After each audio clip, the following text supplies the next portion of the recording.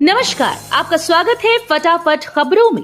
आज हम लेकर आए हैं हिमाचल प्रदेश के हर छोटे बड़े शहर की सबसे तेज और ताजा खबरें।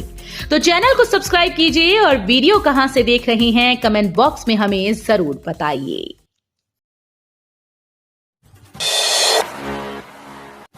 सुक्खू सरकार ने कैबिनेट मीटिंग में लिए बड़े फैसले, नौकरियों का खोला पिटारा। हिमाचल प्रदेश मंत्रिमंडल की बैठक मुख्यमंत्री ठाकुर सुखविंदर सिंह सुक्खू की अध्यक्षता में आयोजित की गई। बैठक में जहां कई महत्वपूर्ण निर्णय लिए गए, वहीं विभिन्न विभागों में सैकड़ों पदों को भरने की स्वीकृति प्रदान की गई। बैठक में मंत्रिमंडल ने राज्यपाल से हिमाचल प्रदेश विधानसभा का मानसून सत्र 27 अगस्त से 9 सितंबर तक शिमला में आयोजित करने की अनुशंसा की। मानसून सत्र के दौरान 10 बैठकें आयोजित होंगी। मंत्रिमंडल ने पुलिस जिला देहरा बनाने का निर्णय लिया, जिसका मुख्यालय देहरा में होगा। इसके सुचारू संचालन के लिए विभिन्न श्रेणियों के 39 नए पद सृजित किए जाएंगे और इन्हें शीघ्र ही भरा जाएगा। इसके अतिरिक्त पुलिस चौकी डाडा सीबा को एसडीपीओ देहरा के अंतर्गत और मझीन को एसडीपीओ ज्वालामुखी के अंतर्गत पुलिस थानों के रूप में स्तरोन्नत करने का निर्णय भी लिया गया। इन थानों के संचालन के लिए 17 नए पद सृजित किए जाएंगे।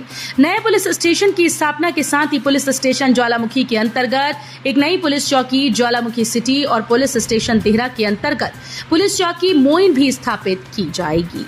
इन चौकियों में विभिन्न मंत्रिमंडल ने 2 किलोमीटर के दायरे के राजकीय प्राथमिक विद्यालयों और 3 किलोमीटर के दायरे के राजकीय माध्यमिक विद्यालयों में 5 और इससे कम विद्यार्थियों की स्थिति में विलय करने को स्वीकृति प्रदान की।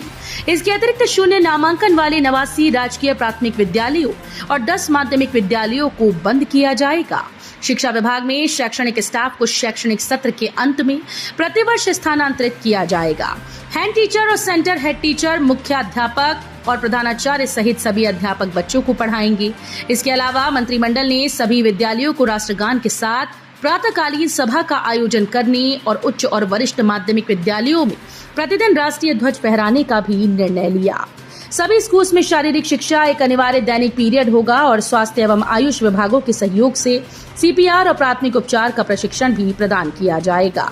मंत्रिमंडल ने जिला मंडी के धर्मपुर में एसडीपीओ कार्यालय स्थापित करने और विभिन्न श्रेणियों के 5 पद, जिला चंबा में नए स्थापित किए गए एसडीपीओ कार्यालय चुवाड़ी के लिए विभिन्न श्रेणियों के 6 पद और नए पुलिस स्टेशन सिहुता के लिए विभिन्न श्रेणियों के 22 पद सृजित करने को स्वीकृति प्रदान की।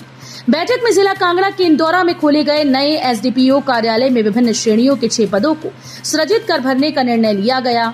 जिला हमीरपुर के भोरंज में नए स्थापित पुलिस थाने में 6 पदों को सृजित कर भरने की स्वीकृति प्रदान की गई। जिला कुल्लू के कसोल में हाल ही में स्तरोन्नत किए गए पुलिस थाना मणिकर्ण के लिए 31 पदों को सृजित कर भरने का निर्णय लिया गया। जल शक्ति विभाग में सीधी भर्ती के माध्यम से वर्क इंस्पेक्टर के 116, लोक निर्माण विभाग में जूनियर तकनीशियन के 25 पद भरने का निर्णय लिया गया। सीधी भर्ती के माध्यम से सिविल जज के 21 पद भरने, जिला कांगड़ा के देहरा में लोक निर्माण विभाग का व्रत खोलने, ज्वालामुखी में पटवारी कानूनगो को सरकार की चेतावनी, 2 दिन में काम पर नहीं लौटे तो होंगे सस्पेंड। पटवारी कानूनगो कैडर को स्टेट कैडर करने का विरोध कर रहे पटवारी कानूनगो ने अतिरिक्त दायित्व की चाबियां वीरवार को संबंधित अधिकारियों को सौंप दी। इसके अलावा पटवारी कानूनगो की तरफ से ऑनलाइन काम बंद करने से राजस्व संबंधी कामकाज प्रभावित हुआ, जिससे आम आदमी को दिक्कतों का सामना करना पड़ा। इस बीच राज्य सरकार ने कड़ा निर्णय लेते हुए 2 दिन के भीतर पटवारी कानूनगो को व्यवस्था सामान्य बनाने के आदेश दिए, अन्यथा उनको निलंबित किया जाएगा। मनाली के सरेही नाले में फटा बादल, 3 मकान बहे, मनाली लेह मार्ग बंद। हिमाचल प्रदेश के मनाली में सोलंग नाला से सटे सरेही नाले में बुधवार मध्य रात्रि बादल फटने से आई बाढ़ में पलचान में 3 मकान बह गए। एक मकान और महिला मंडल भवन को भी नुकसान पहुंचा। नाले में भारी मात्रा में पानी के साथ आए मलबे से ब्यास नदी तट पर बने बिजली प्रोजेक्ट को भी भारी नुकसान हुआ। मलबे की वजह से मनाली लेह सड़क भी बंद हो गई। बाढ़ की घटना में किसी के हताहत होने की खबर नहीं है। बाढ़ से पहले नाले में हुए जोरदार धमाके की आवाज सुनकर 3 मकानों में रह रहे 13 लोग सुरक्षित स्थान पर चले गए थे। ग्रामीणों के मुताबिक रात को 11 बजे के आसपास तेज बारिश हुई। कुछ समय बाद सरेही नाले में जोरदार धमाका हुआ और भारी मात्रा में पानी मलबा आया। नीति आयोग की बैठक का बहिष्कार करना दुर्भाग्यपूर्ण, सुक्खू सरकार के फैसले पर बोले जयराम ठाकुर। पूर्व मुख्यमंत्री व नेता प्रतिपक्ष जयराम ठाकुर ने नीति आयोग की बैठक का बहिष्कार करने के फैसले को दुर्भाग्यपूर्ण बताया। राजनीति से प्रेरित होकर मुख्यमंत्री प्रदेश के हितों के साथ खिलवाड़ कर रही हैं। 27 जुलाई को होने वाली बैठक की अध्यक्षता प्रधानमंत्री द्वारा की जानी है। इसमें वित्त मंत्री भी प्रमुख रूप से उपस्थित रहेंगी। जांच की अदिति कौंडल भारतीय सेना में बनी नर्सिंग लेफ्टिनेंट, गुवाहाटी में देंगी सेवाएं। हिमाचल प्रदेश के कांगड़ा जिले के उपमंडल नूरपुर के अंतर्गत आते क्षेत्र जांच की बेटी अदिति कौंडल ने सेना में नर्सिंग लेफ्टिनेंट बनकर क्षेत्र के नाम को गौरवान्वित किया। अदिति 5 अगस्त से सेना में नर्सिंग ऑफिसर के रूप में गुवाहाटी में अपनी सेवाएं देंगी। अदिति की प्रारंभिक शिक्षा आधुनिक पब्लिक स्कूल जसूर में, जबकि 12वीं की परीक्षा हंसराज महिला विद्यालय जालंधर से पास करने के बाद सत्यम कॉलेज ऑफ नर्सिंग रैत से उन्होंने बीएससी नर्सिंग की परीक्षा उत्तीर्ण की। मुख्यमंत्री से मिला अराजपत्रित कर्मचारी महासंघ का प्रदीप गुर्जर, जेसीसी जल्द बुलाने की रखी मांग। अराजपत्रित कर्मचारी महासंघ ने मुख्यमंत्री सुखविंदर सिंह सुक्खू से मुलाकात कर कर्मचारियों की समस्याओं के समाधान के लिए संयुक्त सलाहकार समिति की बैठक बुलाने की मांग की। महासंघ के अध्यक्ष प्रदीप ठाकुर ने कहा कि मुख्यमंत्री के समक्ष कर्मचारियों की मांगे उठाई गईं। अध्यक्ष प्रदीप ठाकुर और महासचिव भरत शर्मा ने कहा कि मुख्यमंत्री ने महासंघ की मांगों को सुना और पूरा करने का आश्वासन दिया।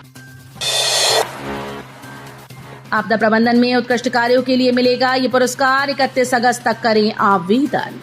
केंद्र सरकार ने राष्ट्र स्तर पर व्यक्तियों और संस्थाओं के द्वारा आपदा प्रबंधन में किए गए उत्कृष्ट कार्यों जैसे रोकथाम, शमन कार्य, बचाव, प्रतिक्रिया, राहत और पुनर्वास, अनुसंधान, नवाचार या पूर्व चेतावनी को मान्यता देने के लिए सुभाष चंद्र बोस आपदा प्रबंधन पुरस्कार की शुरुआत की। अतिरिक्त जिला दंडाधिकारी डॉक्टर मदन कुमार ने कहा कि पुरस्कार के लिए पोर्टल पर ऑनलाइन आवेदन करना आवश्यक है। कोई भी नागरिक या संस्था किसी भी नागरिक या संस्था को इस अवार्ड के लिए नॉमिनेट कर सकती है। JOIT 817 के अभ्यर्थियों के लिए राहत भरी खबर, 2-3 दिन में घोषित हो सकता है परिणाम। हमीरपुर स्थित राज्य चयन आयोग जल्द ही जूनियर ऑफ असिस्टेंट यानी IT पोस्ट कोड 817 का परिणाम घोषित कर सकता है। विश्वसनीय सूत्रों से मिली जानकारी के मुताबिक अगले 2 से 3 दिनों के भीतर ये परिणाम घोषित किया जा सकता है। अन्य यूनिवर्सिटी को उत्तर भारत के सबसे उत्कृष्ट विश्वविद्यालय का पुरस्कार, शिक्षा मंत्री रोहित ठाकुर रहे मुख्य अतिथि। 23 जुलाई 2024 को चंडीगढ़ पंजाब में एजुकेशन एक्सीलेंस 2024 कार्यक्रम का आयोजन किया गया, जिसमें पंजाब, हिमाचल प्रदेश और हरियाणा के प्रमुख शिक्षण संस्थानों ने प्रतिभाग किया। इस कार्यक्रम का मुख्य प्रायोजक अरनी विश्वविद्यालय हिमाचल प्रदेश रहा। इस कार्यक्रम में अरनी विश्वविद्यालय, चितकारा विश्वविद्यालय, चंडीगढ़ विश्वविद्यालय आदि ने उच्च शिक्षा की गुणवत्ता और उसमें विकास के बारे में चर्चाएं की, जिसमें हिमाचल प्रदेश की ओर से अरनी विश्वविद्यालय ने इस कार्यक्रम का प्रतिनिधित्व किया। नितिन गडकरी से मिले हर्ष महाजन, बोले हिमाचल में रेलवे विस्तारीकरण के लिए 2698 करोड़ आवंटित। भाजपा के राज्यसभा सांसद हर्ष महाजन ने केंद्रीय मंत्री नितिन गडकरी से मुलाकात की। उनके केंद्रीय मंत्री से हिमाचल को लेकर विस्तृत चर्चा हुई। बीते 2 सालों में हिमाचल के हवाई अड्डों और हेलीपोर्ट के विकास के लिए 213 करोड़ आवंटित। केंद्र सरकार ने हिमाचल प्रदेश में उड़ान योजना के तहत हवाई अड्डों व हेलीपोर्ट के उन्नयन व विकास के लिए बीते 2 सालों में 213 करोड़ 52 लाख रुपए आवंटित किए हैं। इस राशि में से अब तक 160 करोड़ 48 लाख रुपए खर्च हुए। राजकीय सम्मान के साथ शहीद नायक दिलावर खान सुपुर्द खाक, अंतिम विदाई देने उमड़ा जनसैलाब। श्रीनगर के कुपवाड़ा में आतंकियों से मुठभेड़ के दौरान शहीद हुए नायक दिलावर खान 28 वर्षीय को गुरुवार को पूरे राजकीय सम्मान के साथ अंतिम विदाई दी गई। शहीद की पार्थिव देह दोपहर करीब 2 बजे बंगाड़ा उपमंडल में उनके पैतृक गांव घरवासड़ा लाई गई। इस दौरान पूरा क्षेत्र शहीद दिलावर खान अमर रहे के नारों से गूंज उठा। सेना के जवानों ने राजकीय सम्मान के साथ शहीद को सलामी और गार्ड ऑफ ऑनर दिया। इस दौरान नमाज जनाजा अदा करके शहीद को सुपुर्द खाक किया गया। तो ये थी आज की फटाफट खबरें। हम मिलेंगे अगले बुलेटिन में, तब तक के लिए धन्यवाद। जय हिंद।